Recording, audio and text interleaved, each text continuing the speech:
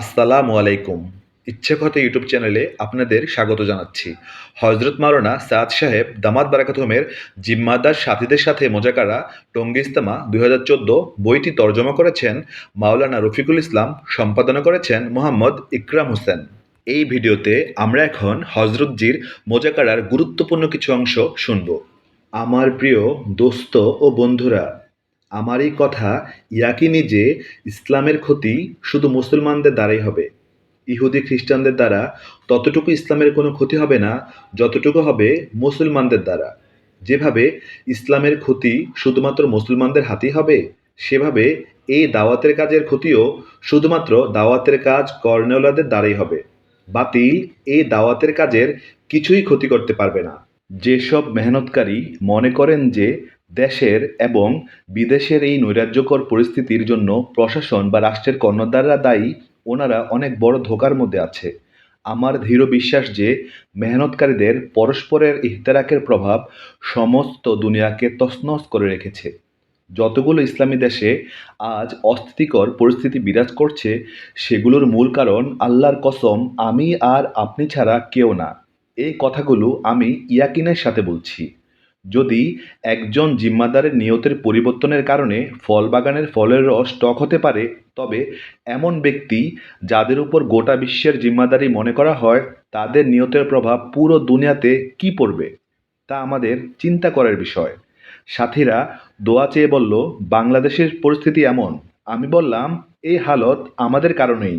নতুবা এমন একটি মুসলিম রাষ্ট্র যার গোড়াপত্তন ইসলামের উপর, যেখানে বিশ্বের সবচেয়ে বড় ইজতেমা, যার উদ্দেশ্য দাওয়াত আর দিন, সেই রাষ্ট্রে এই অবস্থা আসে? আল্লাহর কসম, এই চলমান পরিস্থিতির কারণ কোনো রাজনৈতিক পার্টি না। এই পরিস্থিতির কারণ এখানে কাজ কর্নেওয়ালা সাথীরা। পত্রিকা পড়ে এটি সিদ্ধান্ত নেওয়া যে এই দলের কারণে এমন হয়েছে, ওই দলের কারণে ওই পরিস্থিতির সৃষ্টি হয়েছে, এগুলো ঠিক না। শুধুমাত্র মেহনতকারীদের ইফতেরাক বা বিভক্তির কারণে জাতির মধ্যে ফাটল সৃষ্টি হয়েছে। মেহনতকারীদের ইস্তেমাইয়াতের কারণে উম্মতের মধ্যে ইস্তেমাইয়াত পয়দা হবে। আল্লাহর কসম, এই পরিস্থিতির তৃতীয় কোনো কারণ নেই। মহতরাম বন্ধুরা, হজরতজির বয়ানাত সাথীদের কাছে শুধু পড়ার জন্য আছে। কখনো বয়ানের সামনে আমরা নিজেকে নিজে মিলিয়ে দেখি না। নিজের উপর নিজে কখনো তোহমত লাগাইনি যে আমার কারণে এমন হচ্ছে। তাই বলে আজ এই সিদ্ধান্ত নেওয়া যাবে না যে আমার কারণে ক্ষতি হচ্ছে, তাই আমি এই কাজ থেকে দূরে সরে যাই। যদি এই সিদ্ধান্ত সঠিক হতো তবে সবাই বেঁচে যেতাম, কিন্তু বাঁচার পথ নেই। কেননা আল্লাহ তাআলা যার উপর দিনের কাজে জিম্মাদারি দিয়েছে, তার কারণে দিনের বা উম্মতের দিনের জানের মালের যদি কোনো ক্ষতি হয়, তবে আল্লাহ তাআলা তার কাছ থেকে কিয়ামতের দিন বিচারের কাঠগড়ায় দাঁড়িয়ে জবাবদিহি চাইবেন। স্পষ্টভাবে হাদিস শরীফে বর্ণিত আছে, তোমাদের প্রত্যেকেই দায়িত্ববান, তোমাদের প্রত্যেককে অধীনস্থদের ব্যাপারে জবাবদিহি করতে হবে। এই জন্যই বললাম, এই কাজ থেকে হাত গুটিয়ে বসে থাকার সিদ্ধান্ত কখনো নেওয়া যাবে না। আমি বলছিলাম, যদি একজন বাগান মালিকের খারাপ নিয়তের কারণে বাগানের ফলের রস টক হয়, তবে যে দেশের জিম্মাদার, যার তত্ত্বাবধানে গোটা দেশে দিনের কাজ পরিচালিত হয়, তার নিয়তের খারাপিতে পুরো দুনিয়ার ওপর কী অবস্থা হবে? এজন্য আমরা প্রত্যেকেই আল্লাহ তাআলার কাছে নিজেকে কবুল করাই। আমি শপথ করে বলতে পারি, এই কাজে আগে বাড়ার ক্ষেত্রে কাজ কর্নেলের সাথে কোনো সম্পর্ক নেই। কারোর সাথে সম্পর্কের কারণে না কেউ কাউকে আগে বাড়াতে পারে, না কেউ আগে বাড়তে পারে। এই কাজ সম্পূর্ণভাবে আল্লাহ তাআলার। এই কাজ কর্নেওয়ালাকে আল্লাহ তাআলা নিজে মনোনীত করেন। আল্লাহ নিজ হাতে বাছাই করেন, নির্বাচন করেন। এই কাজ কার থেকে নেবেন? আল্লাহ না করুন, যদি আমার এমন কোনো ভাবনা থাকে যে আমাকে কেউ আগে বাড়ায়, কেউ আমাকে সমর্থন করে, তবে কারো চিন্তায় আমার সম্বন্ধে এই কথাও আসবে যে আমাকে দায়িত্ব থেকে সরিয়ে দেওয়া হোক। এই কাজে কাউকে আগে বাড়ানো, কাউকে পিছনে রাখার ক্ষমতা আল্লাহ পাক কাউকে দেননি। কুরআন হাদিসে এর কোনো সুযোগই রাখা হয়নি। আমি কুরআনের আলোকে এই কথাগুলো বলছি। দিন এবং দাওয়াতের মেহনতে কেউ কাউকে আগে বাড়িয়ে দিবে, কেউ কাউকে পিছনে সরিয়ে দিবে, এই কথা কুরআনের শিক্ষা ও কুরআনের মূলনীতির খেলাফ। এটি সন্দেহজনক না, এটি সাথীদের কাছে শয়তানের ধোঁকা। কেন এই ধরনের কথা হয়? যে অমুক অমুককে পিছিয়ে রেখেছে, অমুককে আগে বাড়িয়ে দিয়েছে, উনি অমুককে কাজে লাগায়নি, ধ্বংস করে দিয়েছে, এই ধরনের কথা কেন আসে? আল্লাহর কসম, এই ধরনের ভাবনার কারণ এটি ছাড়া আর কিছু না যে আমার সাথে আল্লাহ পাকের সম্পর্ক কমজোর। আমি কসম খেয়ে বলছি, এটি ছাড়া অন্য কোনো কারণ নেই। কেননা এটি সন্দেহজনক কোনো কথা না। কার সাধ্য যার থেকে আল্লাহ নিজে কাজ নেবেন তাকে কেউ রুখে দেবে? কিভাবে সম্ভব যে যাকে আল্লাহ সম্মানিত করতে চান তাকে কেউ বাধা দিবে? নবী রাসূলদেরকে কত প্রতিকূল পরিবেশে পাঠানো হতো। হুজুর সাল্লাল্লাহু আলাইহি ওয়াসাল্লামের বংশীয় লোকসহ বন্ধু-বান্ধব, আপন-পর কেউ রাসূল সাল্লাল্লাহু আলাইহি ওয়াসাল্লামকে রাসূল হিসেবে মেনে নিতে তৈরি না। নবী পাঠানো কোনো পরিবেশই তখন ছিল না। কিন্তু আল্লাহ তাআলা তাদের চাহিদার বিপরীতেই রাসূল সাল্লাল্লাহু আলাইহি ওয়াসাল্লামকে রাসূল হিসেবে মনোনীত করেছিলেন।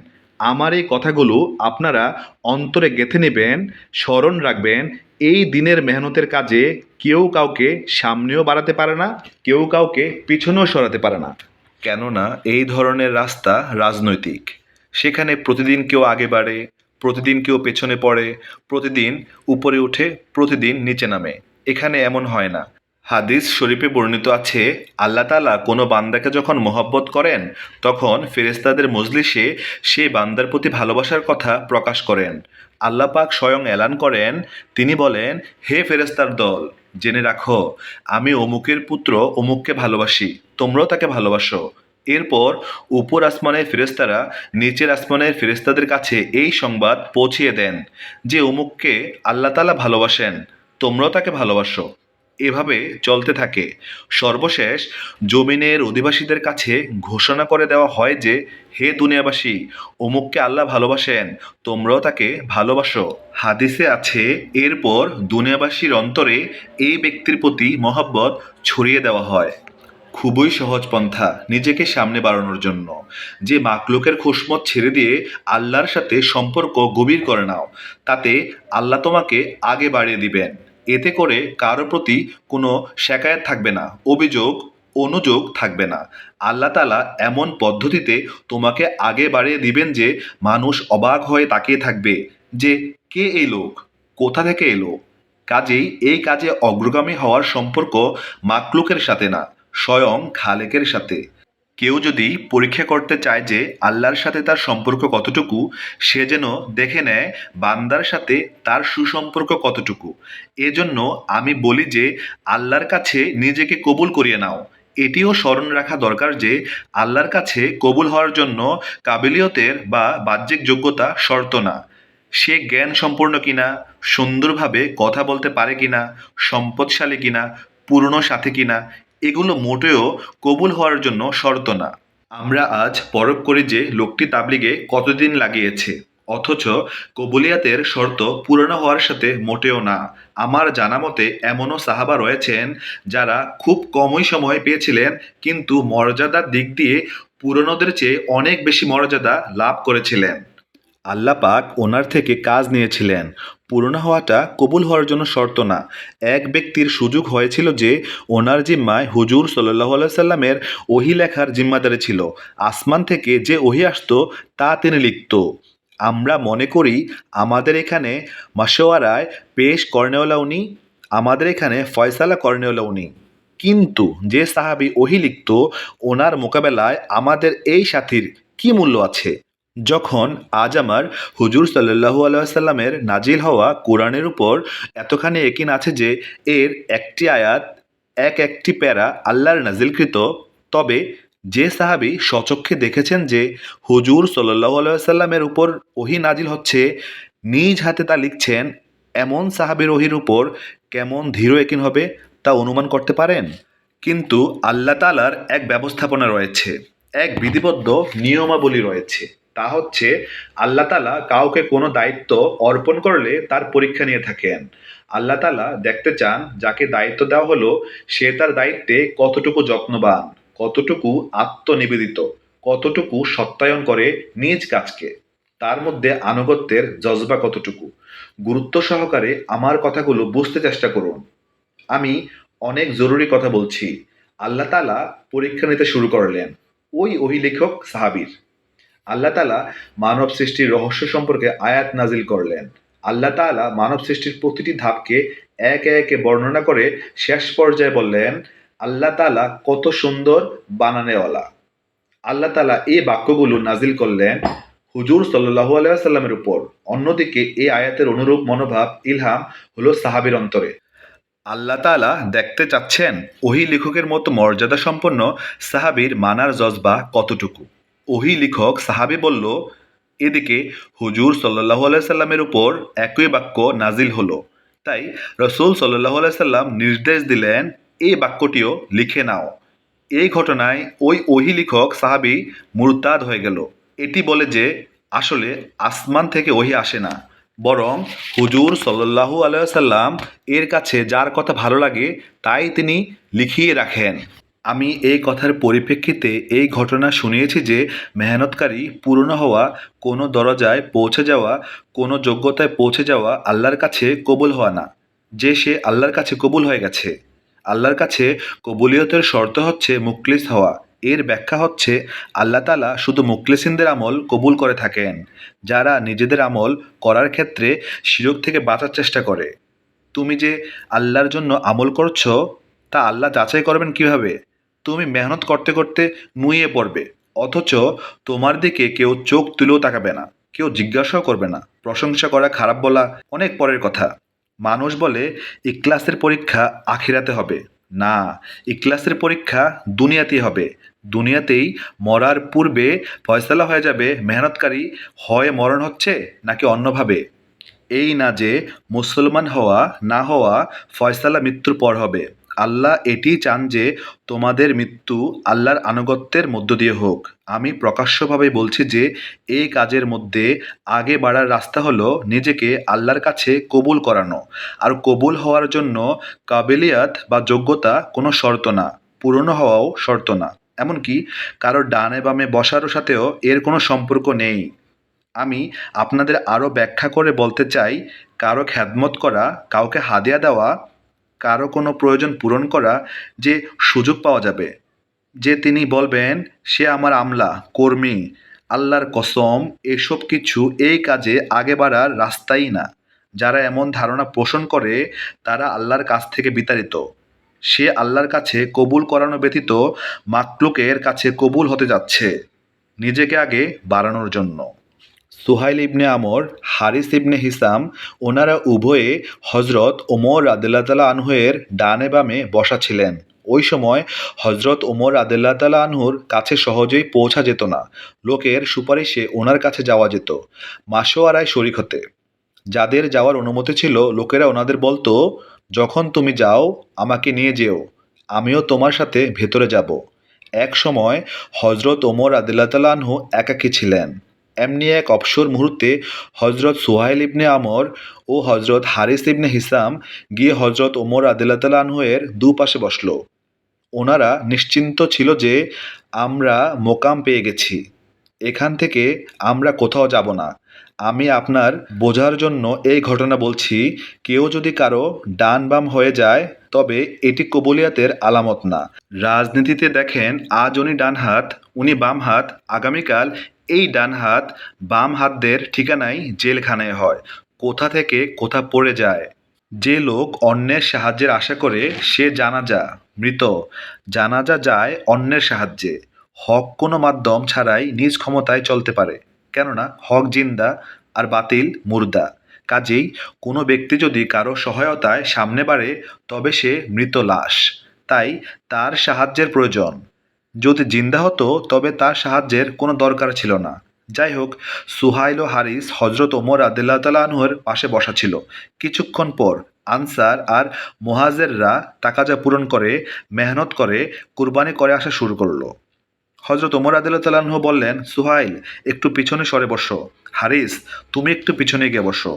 একের পর এক সাহাবা কেরাম আসছিলেন, তাতে ওনারা দুজনও পিছনে সরছিলেন। এক পর্যায়ে জায়গা সংকুলন না হওয়ায় ওনাদের কামরার বাইরে যেতে হলো।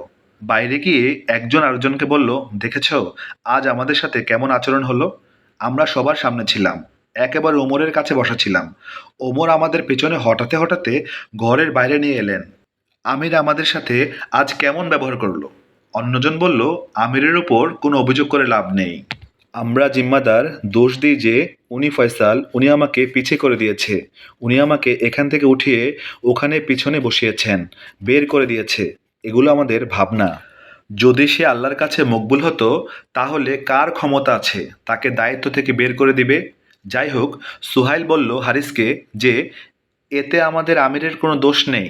আমিরের দ্বারা আল্লাহ তাআলা এই কাজ এই জন্য করিয়েছেন যে আমি তাকাদা পুরো না করে মেহনত না করে আগে বেরিয়েছিলাম, সেজন্য আমাদের পেছনে নিয়ে এসেছেন।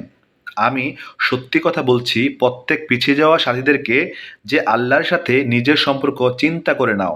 নিজের এবং আল্লাহর মধ্যকার সম্পর্কটা ভালোভাবে খেয়াল করা উচিত। কেননা নিয়ম হচ্ছে যার সাথে কেউ সম্পর্ক কায়েম করে সে তাকে থেকে আগে বাড়াতে চায়। যদি সে আগে না বাড়ায় তবে মনে করে সে আমার সাথে জুলুম করছে। এটি মনুষ্য ফিতরত বা স্বভাব। যে নিজের যোগ্যতা কোথাও লাগায় সে সেখান থেকে নিজের জন্য খায়ের প্রত্যাশী হয়, যে আমি এখান থেকে খায়ের পাবো। এখানে সে সাথী পড়ে যায়, ধোঁকা খায়।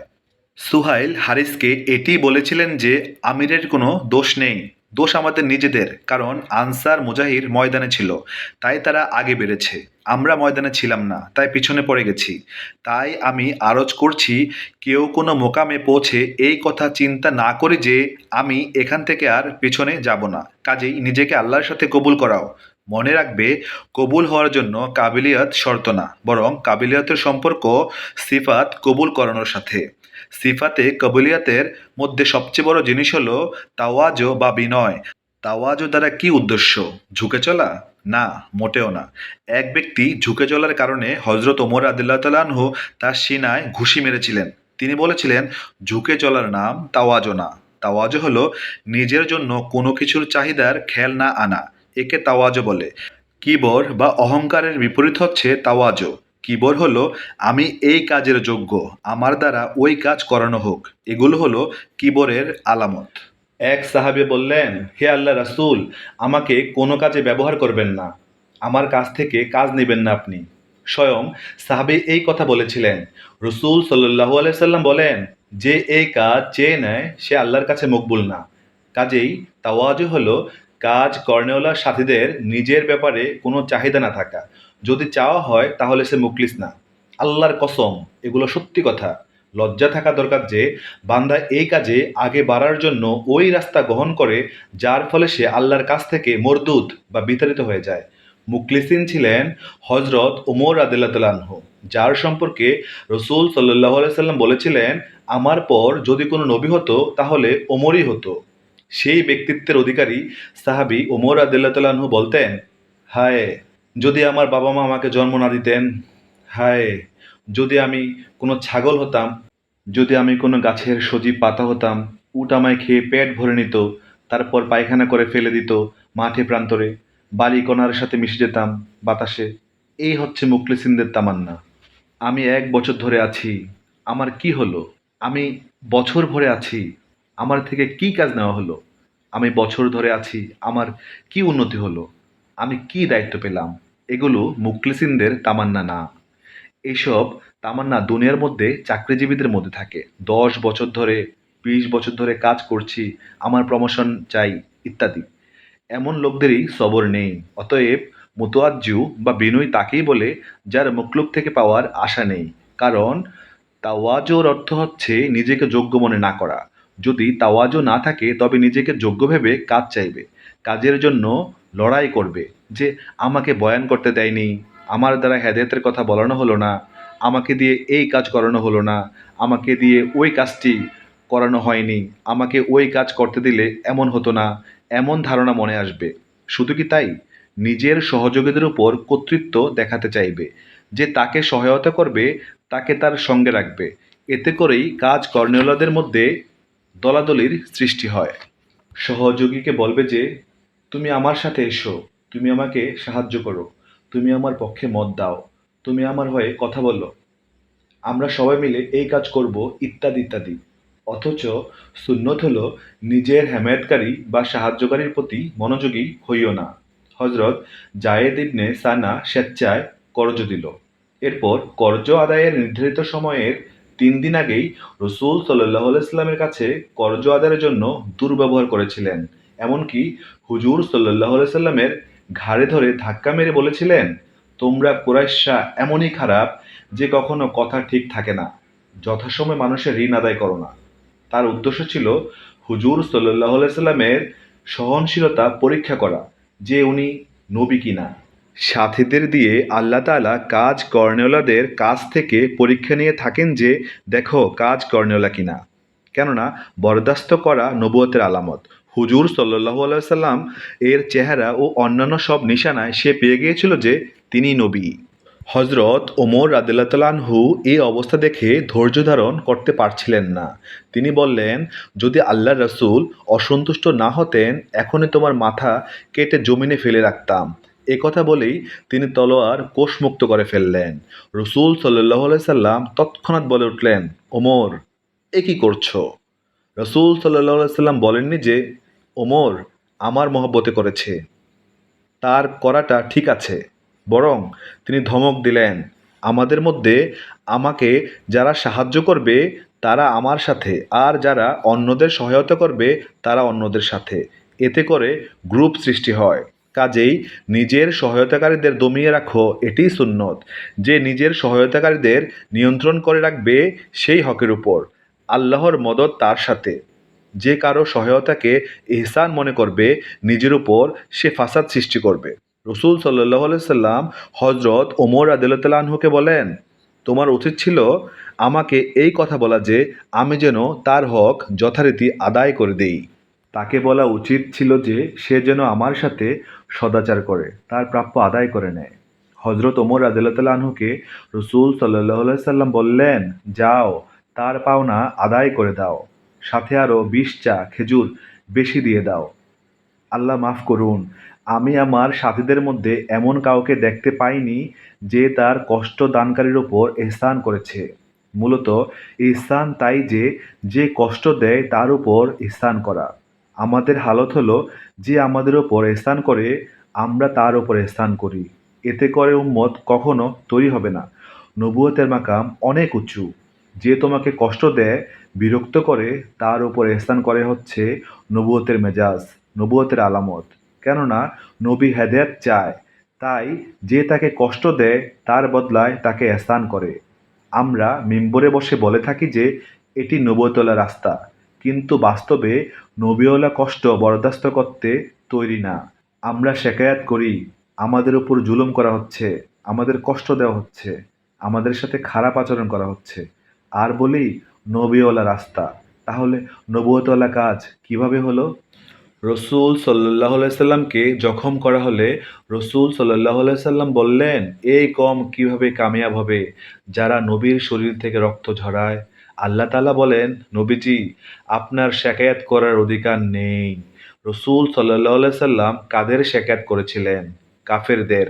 তারপরও আল্লাহ তাআলা বলেন, নবীজি কাফেরদের ব্যাপারেও শেকায়াত করার অধিকার, হক আপনার নেই। কার আছে? আল্লাহর কাছে। এখন বলুন, কোনো মুসলমানের তার সাথীর শেকায়াত অন্য সাথীর কাছে করার অধিকার আছে কি? যেখানে কোনো কাফেরের ব্যাপারে আল্লাহর কাছে শেকায়াত করার কোনো অধিকার নেই নবী সাল্লাল্লাহু আলাইহি সাল্লামের। আল্লাহ তাআলা বলেন, নবীজি এর কোনো হক নেই আপনার। আমি জানি সে জালিম। আমি তাদের হেদায়েত দিয়ে মাফ করি অথবা জাহান্নামে নিক্ষেপ করি, আযাব দিই, এটা আমার ব্যাপার। আপনি আপনার কাজ করে যেতে থাকেন। এখানে কি বলবো? শুধু প্রতিশোধ নেওয়া? সে আমার বায় কেটেছে, আমি তার রায় কেটে দিব। সে আমার কথা কেটেছে, আমি তার কথা কেটে দিব। আরো কত কিছু। চিন্তা করুন, কাজ কর্নেলারা ততক্ষণ জমতেই পারবে না যতক্ষণ যারা তাদের কষ্ট দেয় তাদের উপর এহসান করা হয়। রসুল সাল্লাহ সাল্লাম সবাইকে জুড়ে নিতেন। উমাইর ইবনে ওয়াহাব রসুল সাল্লাহ সাল্লামকে হত্যার জন্য প্রতিজ্ঞাবদ্ধ হয়ে এসেছিল।